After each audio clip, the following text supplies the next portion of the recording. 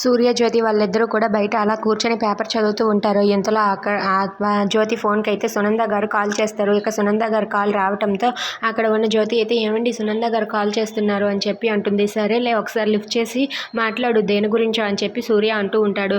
ఇక సునంద గారు నమస్కారం చెప్పండి ఏంటి ఇలా కాల్ చేశారని చెప్పి జ్యోతి అడుగుతూ ఉంటుంది. ఇక సునంద అయితే ఇలా అంటూ ఉంటుంది. మేము పెళ్ళికి ఇద్దరం ఒప్పుకున్నాము, కానీ మన పిల్లలు ఒప్పుకోవాలి కదా, మన పిల్లలు వాళ్ళు మాట్లాడుకోవాలి కదా. మా ఆదిత్య తన ఆరోగ్యం బాగోక, తన పరిస్థితి బాగోక మీ ఇంటికి రాలేకపోతున్నాడు. అందుకే మా ఆదిత్య ఒక్కసారి మీ జీవనాతో మాట్లాడాలనుకుంటున్నాడు. మీ జీవనాన్ని మీకు ఇబ్బంది ఏమీ లేకపోతే మీ అమ్మాయిని మా ఇంటికి ఒకసారి పంపిస్తారా? మీ అమ్మాయి లా చదువు కోసం మిమ్మల్ని వదిలి అమెరికానే వెళ్ళింది. మా ఇంటికి రావడం ఒక లెక్క కాదు. అందుకే మిమ్మల్ని అడుగుతున్నాను, మా ఇంటికి పంపిస్తారా? ఆదిత్యతో కొంచెం మాట్లాడుతుంది అని చెప్పి అంటూ ఉంటుంది. అది విని జ్యోతి అయితే సునంద గారు ఒకసారి నేను జీవనాకి ఈ మాట చెప్తాను అని చెప్పి అంటుంది. జీవనాకి ఈ మాట చెప్పి వెంటనే మా ఇంటికి వచ్చి ఆదిత్య తనతో మాట్లాడాలనుకుంటున్నాడు, వాళ్ళిద్దరిని మాట్లాడేలా చేయండి అని చెప్పి సునంద జ్యోతితో అంటుంది.